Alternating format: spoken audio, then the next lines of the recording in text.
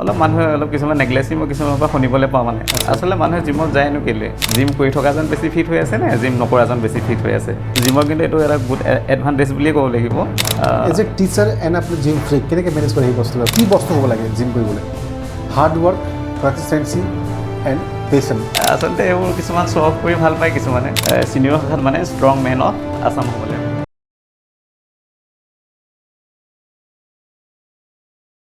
চ' আজি আমাৰ এছ কে টক্স ষ্টুডিঅ'ত আপোনাক স্বাগতম জনাইছোঁ আজি আমি বহুত দিনৰ পৰা লগ হোৱা নাছিলোঁ আপোনাক কণ্টেক্ট কৰা হ'ল আপুনি ইয়াত আহিছে ভাল লাগিছে আজি আপোনাৰ বিষয়ে কিবা ক'ব প্ৰথমতে ধন্যবাদ জনাইছোঁ আৰু লগতে নমস্কাৰ মই হৈছোঁ মোৰ নাম প্ৰাঞ্জল প্ৰতিম শৰ্মা মই গোলাঘাট জিলাৰ দক্ষিণ শিক্ষা খণ্ডৰ অন্তৰ্গত এখন প্ৰাথমিক বিদ্যালয়ত 16 নং টেঙানী দীঘলী প্ৰাথমিক বিদ্যালয়ত মই শিক্ষকতা কৰি আছোঁ লগতে মই ফিটনেছৰ লগত অলপ জড়িত হৈ আছোঁ আৰু ইয়াৰ আজি আমন্ত্ৰণ কৰাৰ বাবে প্ৰথমতে মই তোমাৰ এই শ্ব'টোক ধন্যবাদ জনাইছোঁ এই যে আপুনি জিম ফ্ৰীক এণ্ড আপুনি এজন টিচাৰো হয় এই দুটা বস্তুক লৈ আপুনি কেনেকৈ গৈ আছে হয় প্ৰথমতে আচলতে মই জিমৰ লগত জড়িত নাছিলোঁ মই প্ৰথমতে মোৰ গ্ৰেজুৱেশ্যন কমপ্লিট হৈছিলে 2014 চনত আৰু 14 চনতে মই শিক্ষকতা বৃত্তিৰ লগত জড়িত হৈ পৰিছিলোঁ কিন্তু প্ৰথমতে মোৰ এনেকুৱা আছিলে মোৰ হেল্থটো মানে ধৰক মই বহুত চবেই মানে অলপ মোক উপলঙা নিচিনা কিছুমান কৰা নিচিনা কৰে আৰু মানে হেল্থটো বেয়া বা অলপ মানুহে অলপ কিছুমান নেগলেচি মই কিছুমানৰ পৰা শুনিবলৈ পাওঁ মানে প্ৰথমতে নিজেও অলপ হেৰিটেড হোৱা নিচিনা হয় মানে প্ৰথমতে এনেকুৱা হয় মই এতিয়া কি কৰিম তাৰপৰা লাহে লাহে ভাবিলোঁ নহয় মই নিজৰ ফিটনেছটো ভাল কৰিব লাগিব তাৰপৰা মই বোলো নাই মই প্ৰথমে জিম কৰিব লাগিব মই তেনেকৈ জিমত জইন কৰিছিলোঁ 2014 চনত মই জিম জইন কৰিছিলোঁ প্ৰায় জুলাই মাহত কৰিছিলোঁ প্ৰথমতে কৰিছিলোঁ মই তেনেকৈ জিম প্ৰেক্টিছ কৰি আছিলোঁ আৰু বৰপথাৰ আমাৰ ধনশিৰি মহকুমাৰ বৰপথাৰ নগৰতে অৱস্থিত জিমতে মই জইন কৰিছিলোঁ প্ৰথম প্ৰেক্টিছ কৰি আছিলোঁ তেনেকৈ ফিটনেছ মেইনটেইনৰ কাৰণে প্ৰথম জিম জইন কৰিছিলোঁ কিন্তু তাৰপৰা আকৌ মোৰ প্ৰথম চাকৰি যেতিয়া মোৰ 2014 চনতে হৈছিলে মোৰ কি কয় ছেপ্টেম্বৰত জইনিং আছিলে ছেপ্টেম্বৰৰ 22 তাৰিখ কিন্তু তাৰপিছত মই আকৌ চাকৰি পোৱাৰ পিছত কিছু সময়ৰ কাৰণে জিমৰ পৰা আঁতৰি থাকিব লগা হৈছিলে তাৰপিছত মই তথাপিতো মই ভাবি থাকোঁ মানে মই কেনেকৈ আকৌ জিমত জইন কৰিব পাৰোঁ বা মোৰ সেইখিনি সময়তো অকণমান প্ৰগ্ৰেছ হৈছিলে ফিটনেছটো তাৰপৰা নহয় মই জিম এৰি দিব নোৱাৰিম মই জিম কৰিবই লাগিব মোৰ ফিটনেছ মই ভাল কৰিবই লাগিব তাৰপিছত মই 2015 চনৰ পৰা প্ৰায় কনচিষ্টেঞ্চি হিচাপে মানে মই ৰেগুলাৰ জিম কৰি থকা হৈছে আচলতে মানুহে জিমত যায়নো কেলৈ নিজৰ ফিটনেছটো নিজে ফিট থাকিবলৈহে যায় আমি যদি চাওঁ এতিয়া ধৰক আপুনি জিম কৰা ল'ৰা এজন বা জিম নকৰা এজন যদি দুইজনকে আপুনি কম্পেয়াৰ কৰি চায় প্ৰথম অৱস্থাৰ পৰা আপোনাৰ ছেইম এজৰ ধৰক কিন্তু তেওঁ চাই গ'লে আপুনি যেতিয়া 20 বছৰৰ পাছত বা 25 বছৰৰ পাছত যেতিয়া দেখিবগৈ তেওঁৰ বয়স যেতিয়া 40 বছৰ হৈছে বা 50 বছৰ ওচৰা-ওচৰি হৈছে তেতিয়া কিন্তু আপুনি তুলনা কৰিব পাৰিম মানে ধৰক কোনজন আচলতে বেছি ফিট হৈ আছে তেতিয়াহে তাৰ আচলতে ৰিজাল্টটো ওলাইগে জিম কৰি থকাজন বেছি ফিট হৈ আছে নে জিম নকৰাজন বেছি ফিট হৈ আছে সেইখিনিতে মানুহ তেতিয়া আমি বেলেগকৈ একো ক'ব নালাগে সেইখিনিতে প্ৰমাণ পোৱা যায় কিছুমানে কয় এইটো আচলতে কিছুমান মানুহৰ ভুল ধাৰণা এতিয়াও কিছুমানৰ ভুল ধাৰণা আছে ধৰক কিন্তু আচলতে যিবোৰে শৰীৰ চৰ্চাৰ লগত জড়িত হৈ আছে বা নিজৰ হেল্থ কনচিয়াছ যিবোৰ ব্যক্তি আছে তেওঁলোকে কিন্তু তেনেকুৱা মন্তব্য নকৰে আৰু নিজৰ ফিট থাকিবলৈতো আমি যিকোনো হেল্থ বা এক্টিভিটি কৰিবই লাগিব আমি অকল জিম বুলিয়ে নহয় ধৰক য়োগা কৰিব পাৰোঁ বা আমি ৰাতিপুৱা সময় খোজকাঢ়িবও পাৰোঁ বা আৰু বেলেগ কিবা আমাৰ শৰীৰৰ লগত জড়িত ধৰক বিভিন্ন এক্টিভিটি বা ক্ৰিয়াকলাপ আছে আমি সেইবোৰ কৰিব পাৰোঁ আজিকালি মানুহে বহুতখিনি বস্তু ফাষ্ট ফুড এইবোৰ আপোনাৰ জাংক ফুড হয় মানুহে কনজিউম কৰে সেইবোৰ বস্তু আপুনি কেতিয়াবা সেই বস্তু লয় নহয় প্ৰথম কথা হ'ল এতিয়া চাওক আমি এতিয়া জিম জইন কৰা কিন্তু আপুনি যেতিয়া জিম জইন কৰিলে বা আপুনি নিজৰ হেল্থৰ প্ৰতি কনচিয়াছ হ'ল তেতিয়া কিন্তু আপুনি সেই বস্তুখিনিৰ পৰা আঁতৰি আহিব জিমৰ কিন্তু এইটো এটা গুড এডভান্টেজ বুলিয়ে ক'ব লাগিব আৰু আপুনি ধৰক এই নিচাসক্ত বস্তুখিনিৰ পৰা আঁতৰি থাকিলে যিজন ব্যক্তিয়ে জিমৰ লগত জড়িত হৈ পৰিলে নিজক যেতিয়া আপুনি ভাল পাবলৈ শিকিলে প্ৰথমতে নিজৰ শৰীৰটোক যেতিয়া আপুনি ভাল পাব আপুনি বেয়া বস্তুৰ পৰা সদায় আঁতৰি আহিব আপুনি ধৰক জাংক ফুডৰ পৰা আঁতৰি আহিলে আপুনি ধৰক এই নিচাসক্ত বস্তুবোৰ আজিকালিতো দেখিয়ে আছে মানুহে কিমান এলকহল লয় আৰু আজিকালিতো ড্ৰাগছ এডিক্টেড কিমান ব্যক্তি ওলাই আছে মানে আমি নিউজত দেখি থাকিবলৈ পাওঁ সেইখিনিৰ পৰা কিন্তু জিমে আমাক আঁতৰাই ৰাখে আৰু এটা সুস্থ শৰীৰ প্ৰদান কৰে লগতে আমাৰ ধৰক আপুনি যেতিয়া পাৱাৰ লিফটিং খেলিব গৈছিলে যেতিয়া কম্পিটিশ্যন গৈছিলে সেই সময়ত আপোনাৰ কেনেকৈ এক্সপিৰিয়েঞ্চ আছিলে আচলতে মই প্ৰথম কম্পিটিশ্যন ইয়াতে নিজৰ ডিষ্ট্ৰিক্ট লেভেলতে খেলিছিলোঁ মই প্ৰথম কৈছোঁৱে মই খেলিম বুলি মই জিম জইন কৰা নাছিলোঁ নিজৰ ফিটনেছটো মেইনটেইন কৰিবলৈ জিম কৰিছিলোঁ আৰু তাৰপৰা লাহে লাহে মই পাৱাৰ লিফটিঙত আহিলোঁ আমাৰ জিমৰ অ'নাৰ মই তেখেতৰ কথাও কৈছিলোঁ শ্ৰী পবিত্ৰ বুঢ়াগোহাঁই তেখেত নিজে এজন পাৱাৰ লিফটাৰ হয় শক্তি উত্তোলক গতিকে তেওঁ ইনস্পায়াৰ কৰিছিলে মোক প্ৰথম অৱস্থাত আৰু আগতে ডিষ্ট্ৰিক্ট লেভেলত খেলবোৰ হৈ থাকে আমি ডিষ্ট্ৰিক্ট লেভেলতে মই পাৱাৰ লিফটিং কৰিছিলোঁ আৰু তেওঁ প্ৰেক্টিছো মোৰ ভাল দেখিছিলে বা দেখি পিনে মোক ডিষ্ট্ৰিক্ট লেভেলত খেলিবলৈ এনকাৰেজ কৰিছিলে আৰু তেনেকৈ ডিষ্ট্ৰিক্টৰ পৰা আকৌ মই ষ্টেট লেভেল খেলিলোঁ প্ৰথম মই ষ্টেট লেভেল খেলিছিলোঁ 2018 চনত আৰু সেইখিনি সময়ত এটা মনত ৰাখিবলৈ মানে মেমৰেবল কথা আছিলে মানে এনেকুৱা সময় সেই সময়ত DLED কৰি আছিলোঁ আচ্ছা টিচাৰসকলৰ কাৰণে DLEDটো কম্পালচৰি মই DLED কৰি আছিলোঁ DLEDৰ মাজত মানে এটা গেপিং আছিলে বন্ধ আছিলে তাৰ মাজতে দেখিলোঁ কম্পিটিশ্যনটো একেটা টাইমতে পৰিলে এতিয়া মই সেই গেপিংটো অলপ বেছিকৈ থকাৰ কাৰণে বন্ধটো 4 দিন নে 5 দিন বেছিকৈ আছিলে তাৰপৰা মই তাৰ মাজতে গৈ প্ৰথমকৈ সেই খেলখন মই কি কয় তিনিচুকীয়া জিলাৰ মাকুমত আছিলে তাত খেলি পিনি মই লগালগ গুচি আহিছোঁ ৰিজাল্টৰ কাৰণে মই একো বাট চোৱা নাছিলোঁ আকৌ পিছত মোক খবৰ দিছে তুমি বোলে 2nd প্লেচ পাইছা মই তেতিয়া 59 কেটেগৰীত খেলিছিলোঁ 59 হয় আচ্ছা তাৰপিছতে মই তেনেকৈ ষ্টেট লেভেল গেমবোৰ খেলিলোঁ ষ্টেট লেভেল গেমবোৰ খেলি তাৰপৰা আকৌ ইয়াতে 2020 চনত আমাৰ ধনশ্ৰীত মানে পাৱাৰ লিফটিং কম্পিটিশ্যন আকৌ ডিষ্ট্ৰিক্ট লেভেলতে পাতিছিলে তাত মই ষ্ট্ৰং মেন অফ ধনশ্ৰী পাইছিলোঁ তাৰপিছত মই 2022 চনত প্ৰথম নেশ্যনেল খেলিবলৈ গৈছিলোঁ নাগপুৰত খেলিছিলোঁ মহাৰাষ্ট্ৰৰ নাগপুৰত মই প্ৰথম খেলিবলৈ গৈছিলোঁ আৰু তাতে গৈ পিনি মই ফুল পাৱাৰ লিফটিংখনত মই 2nd প্লেচ পাইছিলোঁ আৰু বেঞ্চ প্ৰেছটো মানে এক্সট্ৰাকৈ জইন কৰিব লগা হৈছিলে বেঞ্চ প্ৰেছটো বেলেগকৈ ইভেণ্ট পাতিছিলে আৰু বেঞ্চ প্ৰেছত মই ব্ৰঞ্জ পাইছিলোঁ 2টা মেডেল পাইছিলোঁ হয় তাৰপৰা আকৌ 2023 চনত মই নেশ্যনেল গৈছোঁ আপোনাৰ all India civil service game এখন আছে এখন মানে গোটেই আপোনাৰ যিমান চিভিল ছাৰ্ভেণ্ট আছে হয় গোটেই অল ইণ্ডিয়াত তেওঁলোকৰ এখন ডাঙৰ গেম হয় মানে ওকে এখন বহুত ডাঙৰ গেম হয় আৰু সকলো চিভিল ছাৰ্ভেণ্টে তাত পাৰ্টিচিপেট কৰিব পাৰে বিভিন্ন ষ্টেটৰ পৰা তাত কি কয় চিভিল ছাৰ্ভেণ্টসকল আহে আৰু বিভিন্ন গেম আছে অকল পাৱাৰ লিফটিং বুলি নহয় পাৱাৰ লিফটিং হয় ৱেইট লিফটিং হয় বিভিন্ন টাইমত ধৰক আপোনাৰ বেডমিণ্টনো হ'ব কেৰমো হয় ফুটবল এনেকৈ বিভিন্ন গেম হয় তাত আৰু ইয়াতে সেইখন গেম গৈছিলোঁ মই আপোনাৰ অসম সচিবালয়ৰ অন্তৰ্গত অঞ্জন বুজৰ বৰুৱা ছাৰ তেখেতৰ তত্ত্বাৱধানত এটা টীম গৈছিলে অসমৰ পৰা তেখেতৰ আণ্ডাৰতে আমি খেলিবলৈ গৈছিলোঁ তাত গৈ পিনি অংশগ্ৰহণ কৰিছিলোঁ 2023 চনৰ জানুৱাৰীতে আছিলে প্ৰথম মাহতে আছিলে খেলখন তাত গৈ আমি অংশগ্ৰহণ কৰিছিলোঁ আৰু তাত গৈ পিনি মই 59 কেটেগৰীতে খেলিছিলোঁ মোৰ বডি ৱেইট এতিয়া 59ৰ ভিতৰত আছিলে আৰু মই তাত ব্ৰঞ্জ মেডেল পাইছিলোঁগৈ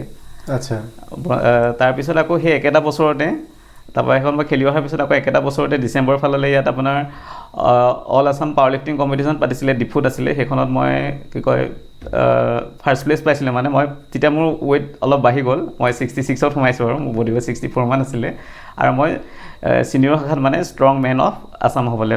সক্ষম হৈছিলোঁ আপুনি যদি এতিয়া ধৰক ষ্টেটত আপোনাৰ টপত আহিছে আপুনি আপোনাৰ ৱেইট ক্লাছত তেতিয়া আপুনি নেশ্যনেললৈ ছিলেকশ্যন হ'ল নেশ্যনেল খেলিলে নেশ্যনেলতো যদি আপোনাৰ পাৰফৰ্মেঞ্চ ভাল থাকে তেতিয়া আপুনি ইণ্টাৰনেশ্যনেল লেভেললৈকে যাব পাৰিব ইণ্টাৰনেশ্যনেলতো যদি তেনেকৈ ভাল হয় বা এতিয়া আমাৰ ধৰক প্ৰথম এছিয়া পাৱাৰ লিফটিং আছে এছিয়া পাৱাৰ লিফটিঙত আপুনি যদি ভালকৈ তাত যদি টপ কৰিব পাৰে যদি আপোনাৰ পাৰফৰ্মেঞ্চ ভাল হয় তেতিয়া অসম চৰকাৰে তেওঁলোকক যথেষ্টখিনি সুবিধা প্ৰদান কৰে আজিকালি দেখিছে এতিয়া যদি আমি ইণ্টাৰনেশ্যনেল লেভেলত যদি আমি নেশ্যনেলতকৈ বাহিৰত যাওঁ এছিয়াই হওক বা ইণ্টাৰনেশ্যনেল লেভেলত গৈ যদি আমি ভাল পাৰফৰ্মেঞ্চ দিব পাৰে আমাৰ প্লেয়াৰসকলে তেতিয়া তেওঁলোকক ইয়াত জবলৈকে অফাৰ কৰা দেখা যায় গতিকে এইখিনি সুবিধা আছে এজ এ টিচাৰ এণ্ড আপুনি জিম ফ্ৰীক কেনেকৈ মেনেজ কৰে সেই বস্তু আচলতে এইটো বহুত কষ্টই হয় আচলতে টাইম মেনেজ কৰিবলৈ বহুতখিনি কষ্ট হয় কাৰণ এজন টিচাৰ বুলি ক'লে বহুতখিনি দায়িত্ব আহে তেওঁ অকল স্কুলত যে টিচিং কৰাটোৱে তেওঁৰ অকল সেইটো দায়িত্ব নহয় তাৰ উপৰি বহুতখিনি কাম থাকে ধৰক আজিকালি বিভিন্ন ট্ৰেইনিংবোৰ হৈ থাকে এই ট্ৰেইনিংখিনিতো তেওঁলোকে ল'বই লাগিব আৰু তাৰ উপৰিও এতিয়া মোৰ ধৰক ফেমিলিকো সময় দিব লগা হয় মোৰ মা আছে বা মোৰ পৰিয়াল আছে মই তেওঁলোককো চাব লগা হয় গোটেইখিনি মেইনটেনেঞ্চ কৰিব লগা হয় তাৰ মাজতো সুকীয়াকৈ অকণমান সময় নিজৰ কাৰণে ৰাখিব লগা হয় মানে তেনেকেই মিলাওঁ আৰু আচলতে মই মনত ভাবি লৈছোঁ মই একেবাৰে জিমটো এৰি দিব নোৱাৰোঁ কাৰণ জিমৰ পৰাই মই যিহেতু অকণমান হ'লেও কিবা এটা পাইছোঁ গতিকে একেবাৰে মই জিমটো কেতিয়াও এৰি দিব নোৱাৰোঁ আৰু তেনেকৈ মই খুব কষ্ট কৰি কেতিয়াবা ৰাতিপুৱা হ'লেও 1 ঘণ্টা বা 1.5 ঘণ্টা সময় প্ৰেক্টিছ কৰিলোঁহি বা কেতিয়াবা ইভিনিঙতো আহি পিনি মই ধৰক অকণমান সময় প্ৰেক্টিছ কৰিলোঁ বা তেনেকেই প্ৰেক্টিছ কৰিব পাৰিছোঁ আজিকালি চাওক মানুহৰ আপোনাৰ বহুতখিনি মানুহৰ বেমাৰ বহুত ৰকমৰ বেমাৰ থাকে কিছুমানৰ ফেটছৰ প্ৰব্লেম থাকে কিছুমানৰ বহুত কিবা কিবি প্ৰব্লেম চ' তেখেতলোক কেনেকৈ নিজক বেলেঞ্চ কৰি চলিব পাৰে আচলতে সেইটো আমি জিমে আমাকতো নিৰোগী হৈ ৰাখিবলৈ সহায় কৰে কিন্তু আমি প্ৰথমতে ৰেগুলাৰ হিচাপত আমি জিম কৰিব লাগিব জিমটো এনেকুৱা নহয় বোলে আমি 2 দিন কৰিলোঁ আকৌ বোলে এসপ্তাহ নাহিলোঁ বা 4 দিন নাহিলোঁ তেনেকৈ নহয় জিমটো আমি ৰেগুলাৰ হিচাপত কৰিব লাগিব লগতে আমাৰ ডায়েটটো আমি সঠিকমতে ল'ব লাগিব তেতিয়া আমি ৰেগুলাৰ মানে আমি কনচিষ্টেঞ্চিটো ৰাখিলে মানে আমাৰ কিন্তু আমি নিৰোগী হৈ থকা জিমে আমাক বহুতখিনি সহায় কৰে ফিটনেছ আমি নিজে ফিট থাকিবলৈ জিম কৰিব লাগিব কাৰণ প্ৰথম এজন আমি নিৰোগী হ'বলৈ মানুহে জিম কৰে প্ৰথম হ'ল আমি ফিটনেছটো ভাল কৰিবলৈ হ'লে প্ৰথম আমি নিৰোগী হৈ থাকিব লাগিব ন নিৰোগী হ'বলৈ হ'লেতো আমি জিম বা যিকোনো আমি ধৰক শাৰীৰিক পৰিশ্ৰম কৰিব লাগিব নহ'লে আমি ধৰক আমি যদি ৰাতিপুৱা ৰানিঙে কৰোঁ বা যদি ভালকৈ আমি ৱাকিং কৰিছোঁ বা বেলেগ এক্টিভিটি কৰিছোঁ, যদি আমি য়োগাকে কৰিছোঁ ভালকৈ, অকল জিম কৰিবলৈকে বুলি সেইটো কথা নহয় আচলতে। আমি যিকোনো তেনেকুৱা এক্সাৰচাইজ কৰিব পাৰোঁ আমি নিজকে ফিট ৰাখিবলৈ হ'লে। আৰু জিম সেইটোৱে আচলতে, জিম প্ৰথমতে আমি কৰোঁ নিজকে নিৰোগী কৰি ৰাখিবলৈ। আৰু কিছুমানে ধৰক বডি বিল্ডিং কৰিছে বা কিছুমানে পাৱাৰ লিফটিং কৰিছে, কিছুমানে ৱেইট লিফটিং কৰিছে। কেতিয়াবা কয় না ঘৰ চৰ মানুহ কেতিয়াবা ইমান ডাঙৰ বাইছে বোলে ফুৰি আছে, কেতিয়াবা কিডনেপ চিডনেপ কৰি দিওঁ। তেনেকৈ আচলতে নকয় আৰু। আচলতে প্ৰথমতে মই কৈছোঁৱে, মই জিম জইন কৰাৰ আগতে মোক মানুহখিনি অলপ কিছুমান হেৰি কৰিছিলে আৰু ইমান ফিটনেছ বেয়া, কিন্তু সেইটো আজিকালি কাৰো মুখত শুনিবলৈ নাপাওঁ আৰু। মানে ভালকৈ শুনিবলৈ পাওঁ বা ইমানখিনি ইম্প্ৰুভ হৈছে, ভাল হৈছে দেই তুমি জিম কৰি আছা, বা জিম যোৱা নেকি এনেকৈ সোধে, বা কিবা খেল চেল খেলা নেকি তেনেকৈও প্ৰশ্ন কৰে, বা ভালেই লাগে আজিকালি। ভাল লাগে। কি বস্তু হ'ব লাগে জিম কৰিবলৈ? Hard work, consistency and patient. আচলতে গোটেইকেইটাই থাকিব লাগিব। আপুনি হাৰ্ড ৱৰ্কাৰো হ'ব লাগিব, কনচিষ্টেঞ্চিটো লাগিবই, লগতে আৰু পেচেঞ্চ লাগিব। পেচেঞ্চ নহ'লে নহ'ব, ধৈৰ্য ধৰিব লাগিব, ধৈৰ্য থাকিবই লাগিব, আৰু এই সময়খিনি আপুনি লাগি থাকিব লাগিব খুব। তেতিয়াহে আপুনি কিবা এটা সঠিক ৰিজাল্ট এটা পাবগৈ। যদি এই গোটেইকেইটা বস্তু আপোনাৰ নাথাকে, কিন্তু আপুনি অকণমান হ'লেও ফেইলাৰ হ'ব লাগিব আমি যিকোনো ক্ষেত্ৰতে।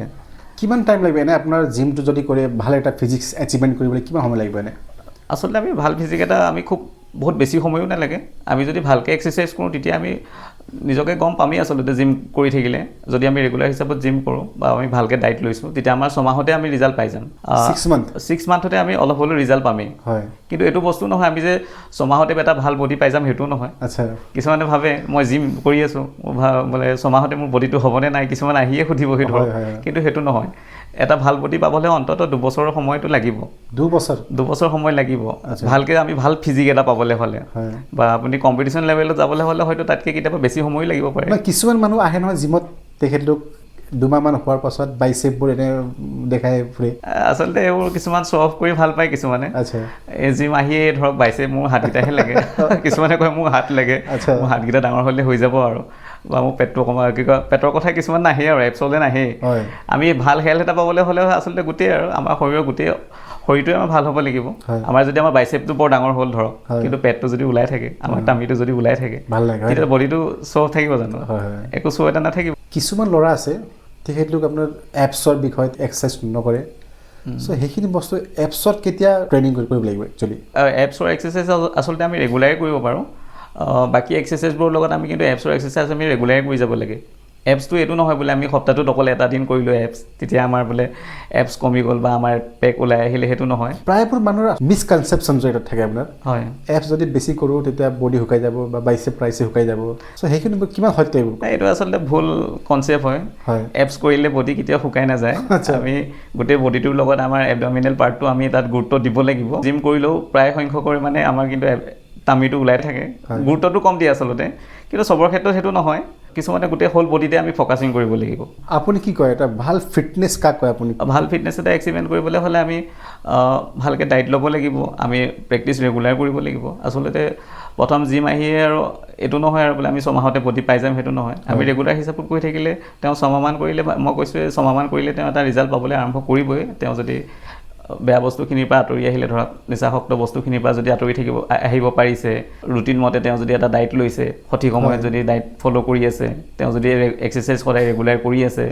মানে ভাল ৰুটিন মতে, যিকোনো নহয় বোলে নিজৰ ইচ্ছামতে আহি এইটো এক্সাৰচাইজ কৰিছে, মন গ'লে নকৰিছে, তেনেকুৱাও নহয়। গোটেইখিনি সঠিক মতে কৰিলে তেওঁ এটা ভাল ফিজিক খুব সোনকালে পাব পাৰিব। আমি গম পাওঁ আপুনি বহুতখিনি মেডেলছ টাইটেলছ আপুনি জিকিছে, মিষ্টাৰ আছামো আপুনি হৈছে চাগে? হয়, হৈছোঁ এবাৰ। কি এচিভমেণ্ট আপোনাৰ আছিলে? প্ৰথমতে ডিষ্ট্ৰিক্ট লেভেলতে খেলিছিলোঁ। ডিষ্ট্ৰিক্ট লেভেলত মোৰ আছে মেডেল কিছুমান, আৰু তাৰপিছতে মই ষ্টেট লেভেলত খেলিছিলোঁ। ষ্টেট লেভেলতো মোৰ প্ৰায় আছে বাৰু মেডেল, আৰু নেশ্যনেল লেভেলত মোৰ 3টা মেডেল আছে। অল টোটেল প্ৰায় মোৰ 10-12টামান মেডেল হৈছেগৈ। হয়, ইমানখিনি পাইছোঁ, অকণমান পাইছোঁ বুলি ভাবিছোঁ মই। এয়াই বহুত বুলি নহয় আচলতে, আৰু মোৰ বহুতখিনি শিকিবলৈও বাকী আছে আচলতে যিমান আমাৰ এক্সপিৰিয়েঞ্চ হয়, মানে জিমত যিমানখিনি সময় পঠিওৱা যায়, সিমানখিনি আমাৰ অভিজ্ঞতাই আমাক শিকাই যায় আচলতে। প্ৰথম জিম জইন কৰি এতিয়া ধৰক মই জিম কৰিয়ে যে ইমানখিনি কৰিব পাৰিছিলোঁ সেইটো নহয়। মই প্ৰথমতেতো মোৰ বহুতখিনি ভুল আছিলে। জিম কৰোঁতে মই ভালকৈ স্কোৱাটিং কৰিব নাজানো, মই বেঞ্চ প্ৰেছনো কেনেকৈ, পাৱাৰ লিফটিঙত কেনেকৈ বেঞ্চ মাৰিব লাগে, বা ডেড লিফ্ট কেনেকৈ কৰে, মই এইখিনি বস্তু ভালকৈ নাজানিছিলোঁৱেই। কিন্তু যেতিয়া মই জিমত সময় মই বেছি পঠিয়াব পাৰিছোঁ, বা যেতিয়া মোৰ সময় পাৰ হৈ গৈ আছে, কিন্তু সেই গোটেইখিনি বস্তুবোৰ ভুলবোৰ মোৰ কাৰেকশ্যন হৈ গৈ আছে, বা অলপ হ'লেও অকণমান হ'লেও এতিয়া কাৰেকশ্যন হৈছে ধৰক, বা তাতকৈ অলপ ইম্প্ৰুভ কৰিব পাৰিছোঁ বুলি মই ভাবিছোঁ নিজকে। পাষ্টত আপুনি কি ভুল কৰিছিলে, সেই ভুল আপুনি কেনেকৈ কাৰেকশ্যন কৰিছিলে? এতিয়া ধৰক মই কৈছোঁ এতিয়া স্কোৱাটিং কৰা, এতিয়া পাৱাৰ লিফটিঙত কৈছোঁ 3টা ইভেণ্ট থাকে, কি কয় স্কোৱাট থাকে প্ৰথমতে, স্কোৱাটছ কৰিব লাগিব, তাৰপৰা বেঞ্চ প্ৰেছ থাকে আৰু ডেড লিফ্ট থাকে, ডেড লিফটিং থাকে। স্কোৱাট কৰোঁতে এতিয়া ধৰক আপুনি মানে গুড পজিশ্যনত আপুনি বাৰডাল ধৰিছেনে নাই বা আপোনাৰ ছিটিংটো আপুনি প্ৰপাৰলি কৰিছেনে নাই, গোটেইখিনি থাকিব। আপোনাৰ এতিয়া কিছুমানে স্কোৱাট কৰিলে আগফালে হাউলি গুচি যায়, সেই বস্তুটো চাব লাগিব, আপোনাৰ বডিটো কেনেকৈ আছে সেইখিনি আমি ভালকৈ চাব লাগিব। বা এতিয়া বেঞ্চ প্ৰেছৰ ক্ষেত্ৰত এতিয়া আপুনি যদি অকল শ্ব'ল্ডাৰ জোৰতেতো আমি বেঞ্চ মাৰিব নোৱাৰোঁ, আমাৰ গোটেই বডিটো ধৰক আমাৰ ঠাইটো বা ভৰিটোৰ তাত প্ৰেছাৰ থাকে অলপ, বা আমাৰ কমৰটো অলপ ফাক থাকিব লাগে বেঞ্চ প্ৰেছৰ যিটো পজিশ্যন লোৱা যায়। তাৰপৰা মানে গুড টেকনিকত যদি আমি বেঞ্চ প্ৰেছ কৰোঁ কিন্তু অলপ ইম্প্ৰুভমেণ্ট আহিব। তেনেকৈ ডেড লিফ্টো ডেড লিফ্ট আপোনাৰ কঁকাল বেছি উঠি গৈছে নেকি বা বেছিকৈ শ্ব'ল্ডাৰ লোড পৰি গৈছে নেকি, প্ৰথমতে কঁকালটো উঠি যদি যায় তেতিয়া আকৌ ইনজিয়ৰ্ড হোৱা চান্স থাকে। এই গোটেইখিনি যদি টেকনিকেলি যদি গোটেইখিনি কাৰেকশ্যন কৰা যায় তেতিয়া কিন্তু ইম্প্ৰুভমেণ্ট পোৱাটো স্বাভাৱিক। আচ্ছা, চাওক আজিৰ ক্ষেত্ৰত আপোনাৰ জিমত প্ৰায়বোৰ পেৰেণ্টছ আপুনি ছাপৰ্ট নকৰে নিজৰ ল'ৰা ছোৱালীক। হয়, আপোনাৰ ঘৰত তেনেকৈ আছে নাই, পেৰেণ্টছ কিমান ছাপৰ্টেবল হয় আপোনাৰ ঘৰত? প্ৰথম অৱস্থাত ময়ো জিম কৰোঁতে ভাবে আচলতে জিম সকলোৰে কাৰণে নহয়, আমাৰ কাৰণেও নহয় বুলি ভাবে আৰু বুলি কয় কিন্তু জিম কৰিব লাগিছে, এনেই ফিট থাকিব পাৰি দেখোন, তেনেকৈ বুলি ভাবে। জিম কৰিলে দুখে পাব, মোক কয় ঘৰত দুখে পাবি এইবোৰ ৱেইট দাঙিবলৈ গ'লে। প্ৰথম খেল খেলাটো মানে ইমান ছাপৰ্ট কৰা নাছিলে প্ৰথম অৱস্থাত, কিন্তু লাহে লাহে দেখিলে যে ৰেগুলাৰ বা খেল খেলিও দেখোন